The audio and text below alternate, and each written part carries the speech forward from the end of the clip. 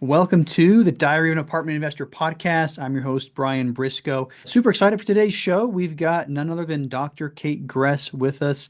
So, Kate, welcome to the show today. Thank you. Thank you for having me on. Awesome. Well, do us a favor and give us an idea of who Kate Gress is. Okay, so I am a chiropractor, also a mother, five kids between my husband Mm, and myself. very And ambitious. yeah, Yeah. three from a previous marriage and two are his. So Okay. I say ambitious because we also have five kids. So I kind of know what five kids, looks like on the home front. So yeah, yeah, busy. Right? busy is the answer. Yeah, Yes, very busy. So yeah. yeah. They're all grown now though. So my Mm, youngest is 18, so okay. it's a little easier now. Yeah, yeah, that is. I've got my oldest is 25, my youngest is 9. And we will probably hear her yelling at me, saying she's leaving for gymnastics in about 10 minutes. So anyway, that's part of the fun. But Yeah, great.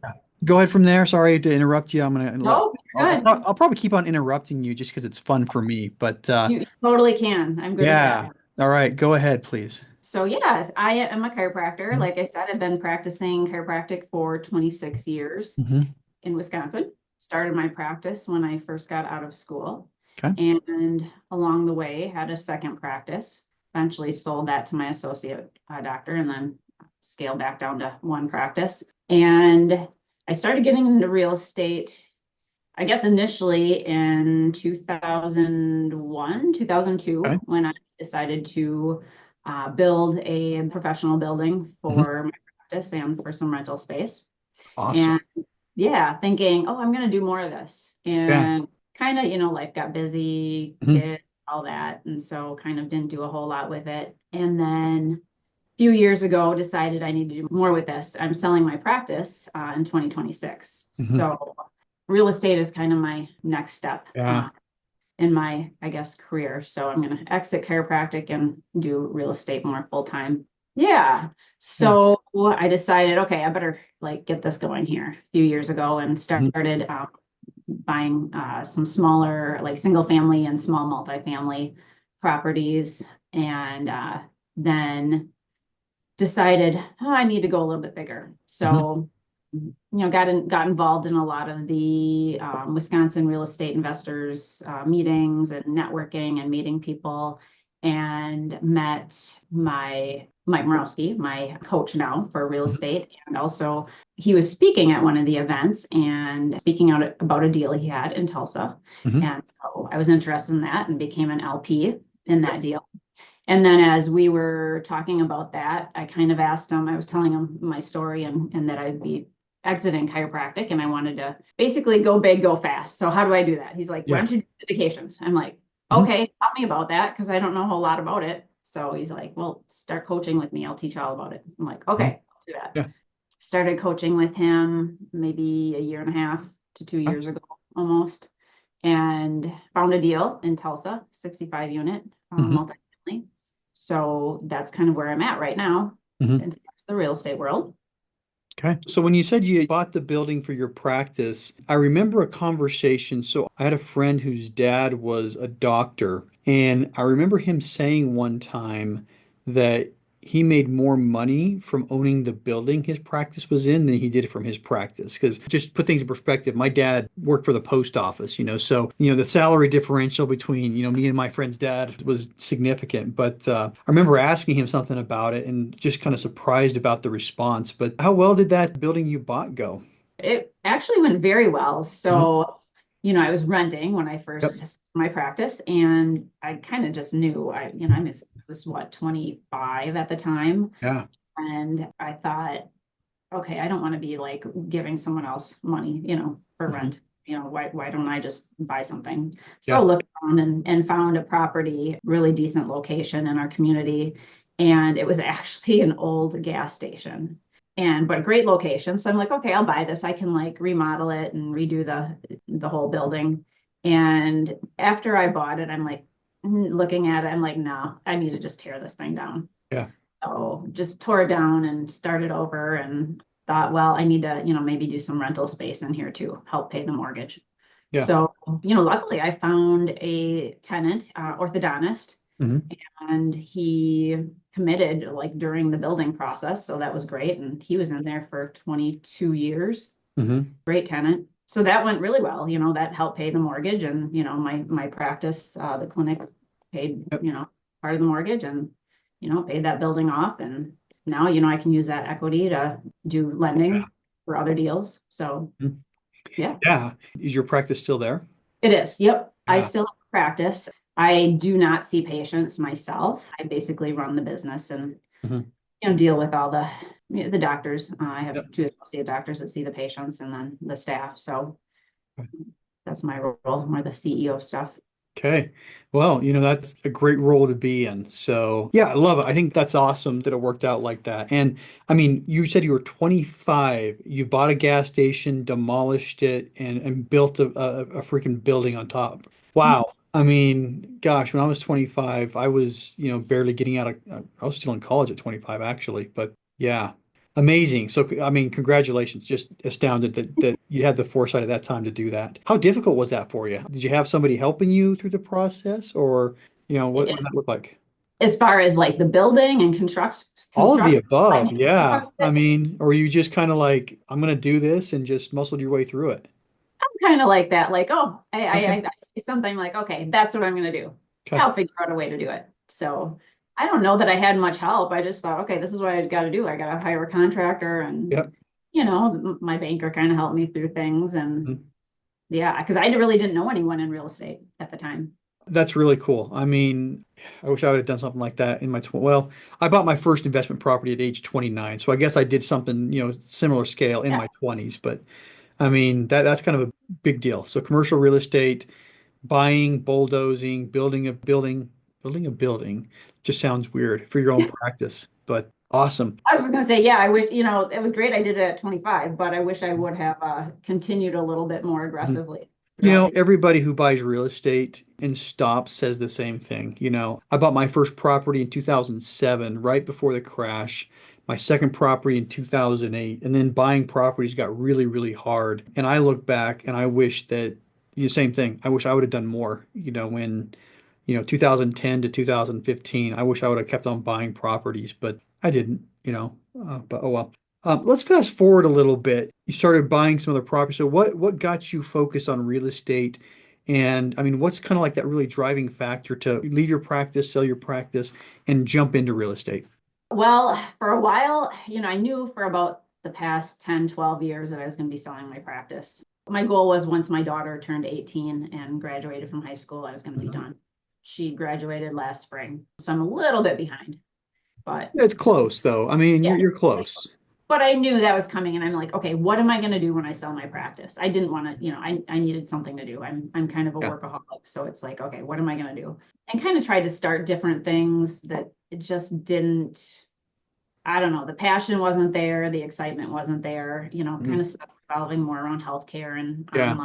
online stuff. And then I kind of just went back to real estate. I'm like, I always said I want to do more real estate. And, I guess I have kind of a creative side as well. So I Mhm. thought, I can do real estate. I can do like short-term rentals. I mean, this was my Mhm. thought, Yeah. several years ago. I'll do short-term rentals. I'll like make them really cute. I'll do the Mhm. design, decorating, all that. So then I'm like, well, I better learn more of this. So, just kind of took a deep dive into podcasts and books and different things, and like I said, going to all those investor meetings and learning from the speakers and meeting people and networking, and Mhm. then just decided no, that's not the direction I don't think I'm going to go. So then I Yeah. thought I was going to do more long-term rentals, and Mhm. then like I said before earlier, that once Yeah. I met Mike, I'm like, no, I think I'll go bigger. So So what appealed to you about, apartments compared to like the short-term and long-term rentals? I think it's natural for people to think, I'm going to go rent a house.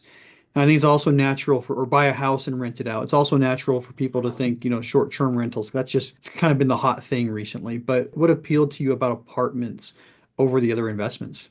maybe more the economy of scale. Yeah, just going big. Like instead of having, 200 single family units that you have to keep tabs on, Hmm. and why not have an apartment complex with 200 units on one property?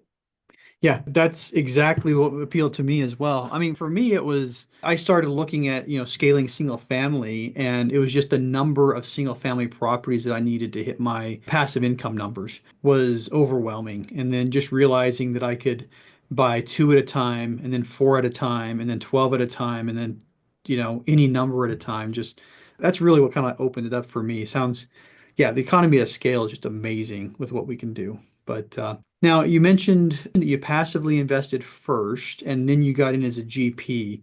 Do you think there's any benefit to passive investing first, or how did that help out? Yeah, I think it did help. I got to kind of see what it was all about. I Yep. really never known anything about passive real Mhm. estate investing. And so, yeah, I think absolutely kind of helped me open my eyes a little bit more to it. And Yeah. Okay. So let's talk about your first deal as general partner, Tulsa, Oklahoma, and tell us a little bit about that.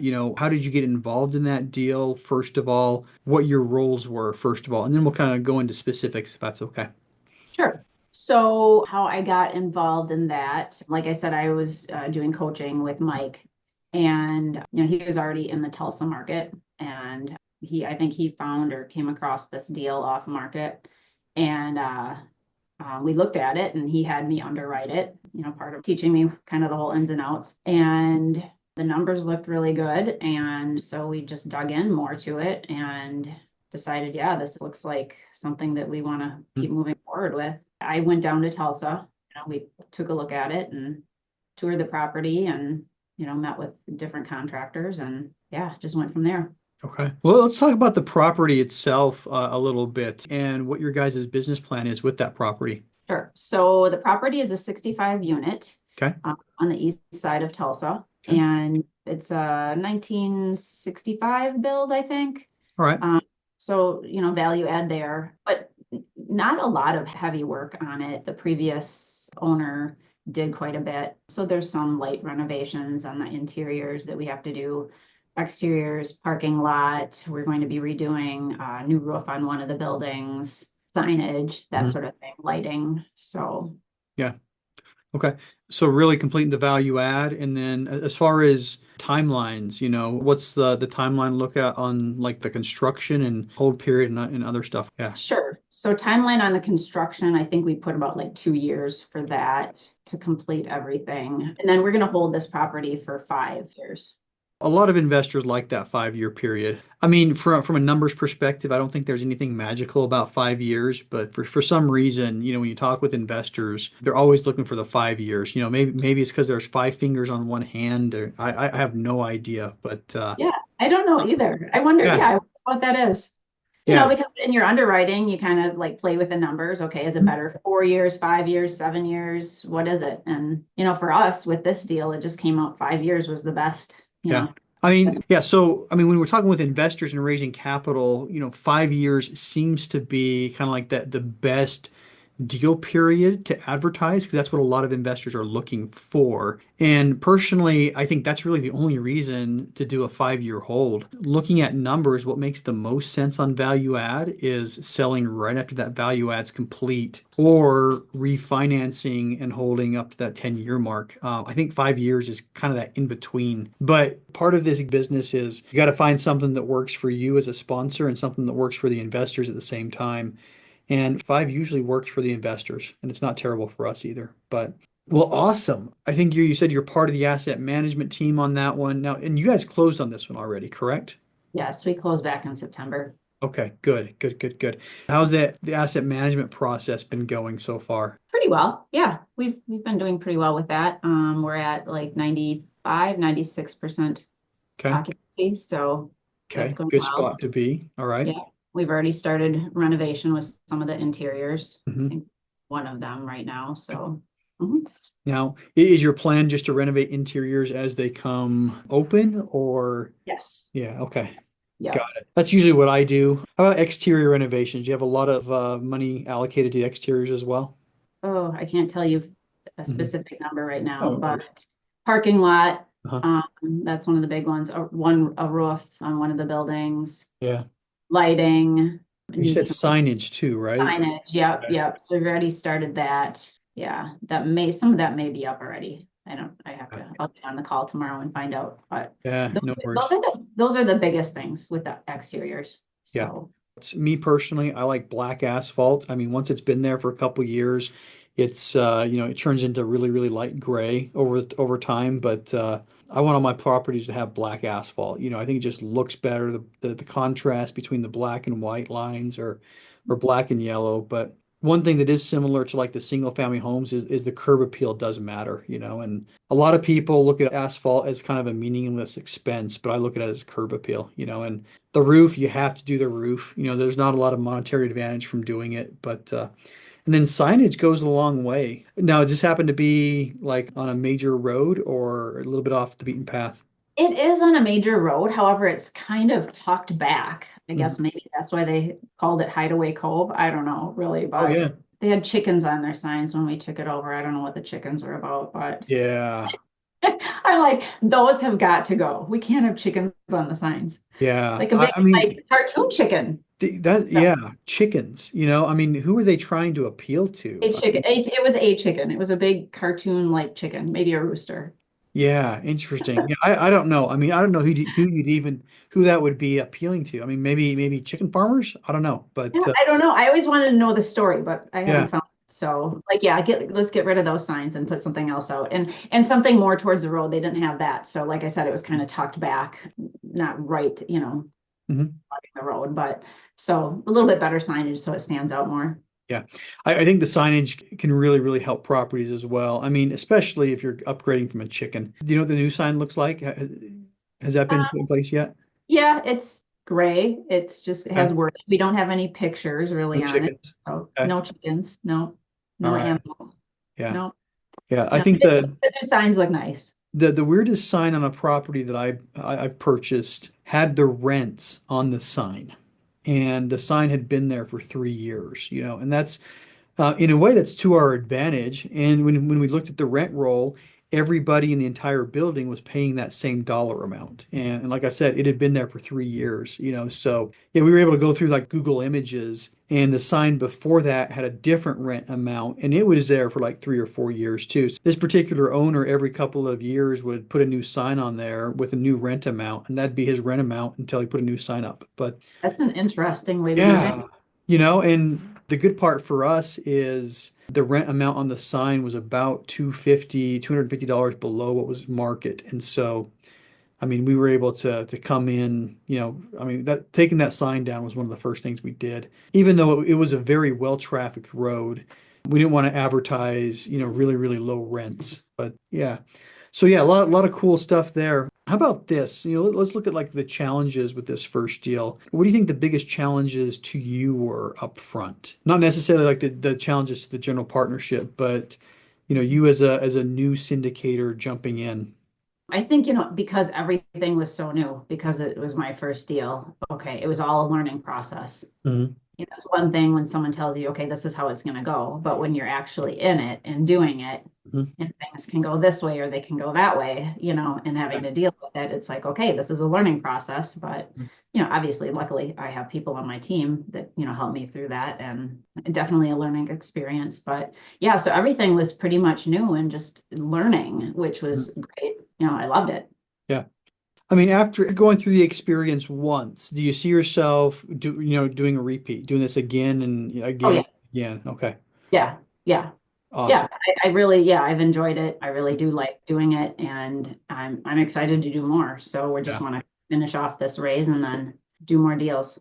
Yeah. And since you mentioned it, I mean, we talked earlier, but this is a 506C, and I'll just throw this out there. Most syndications are having problems raising capital, and most syndications, including two of my own, are raising capital after closing. So put that out to people who are listening. Oh, by the way, Kate's got an open deal in Tulsa, Oklahoma. It is a 506C, so limited to accredited investors only. So if you're interested, give her a ring. But anyway, so I didn't plan on plugging the deal for you, but I guess I just did. So Oh, well, thanks. yeah, there you go. There you go. But so looking forward, what's next for you? So what's next for me? Yeah. Well, finishing this raise for sure. I'm still looking at deals and underwriting, but more of my focus has been capital raising right now. But I just want to kind of keep that up. Yeah, do, at least I'm hoping to do a couple deals this year yet Mhm. beyond the current one. Yep. And yeah, and then like I said, next year I will be, exiting and selling my practice Mhm. and yeah, doing more of this just full time. So Yeah. Now, you're in Wisconsin. This deal's in Tulsa. Do you plan on keeping on doing deals in Tulsa? Are you going to be looking at other markets? What are your thoughts there? I do like the Tulsa market. I would do more deals in Tulsa, it just depends on the deal. Wisconsin, I'm not opposed to being in Wisconsin. I like Madison a lot. I've looked there. So it's deals there have been kind of tough, but I'm going to continue to search Yep. there. Yep. Uh, yeah. Awesome. Awesome. Yeah, I mean, Madison, I have a coaching client in Madison and he likes the area. So actually he's Milwaukee. Sorry. He's Milwaukee. He likes Madison, you Oh, know. sure. I Yeah. think a lot of people like Madison. A lot of people want to Yeah. find deals in Madison, and it's hard to find them right now, but Yeah. yeah, I think it's a good market. Yeah. So, I mean, the two Wisconsinites, is it a Wisconsinite? That Yeah. sounds right. Okay. Yep. You're good. Yeah, the two Wisconsinites I know that are in multifamily are both saying Madison's a good metro. So I think, yeah, I'm going to take that as gospel. Yeah. So two Yeah. two witnesses there. But well, cool. Now, another question for you. What advice would you give to somebody who's just starting out? Who wants to do syndications? Yeah, who wants to do syndications? Get a good coach. Okay. Just, having someone to, just teach you and show you the ropes. I mean, obviously listening to podcasts and reading books, that's super valuable. But Mhm. I think when you have someone that you can learn from who's been in it and who's done it is huge. Yeah. Yeah, and going back to what you said, I mean, you talked about your coach a lot, but going back to what you said is, everything was brand new to you the first time. And I think that's true for anybody jumping into multifamily. Everything is going to be brand new. And I'd add to it, I said, if you're not going to get a coach, you need to at least partner with somebody experienced. But Mm. I lean towards, I got a coach. I've had coaches in several areas of life and business. And oh my goodness, every time I do, it's just, hockey stick growth. That's what my growth curve looks like. So, Yeah, I same thing, coach in all my businesses. yeah, So and in life. So it's awesome. valuable. Mhm. Awesome. All right. Last question for you. How can investors learn more about you? They can find me at my website is ascendequitygrp.com Hmm. or email me at kategress@gmail.com. Perfect. Super, super simple. Yep. And for people listening, we're going to put that in the show notes, website, email address. So you don't have to write it down. You can just go to the show notes and click or tap. You'll be able to see it. So, well, Kate, thanks so much for taking the time to come on the show today. Very much appreciate it. Yeah, thank you for having me.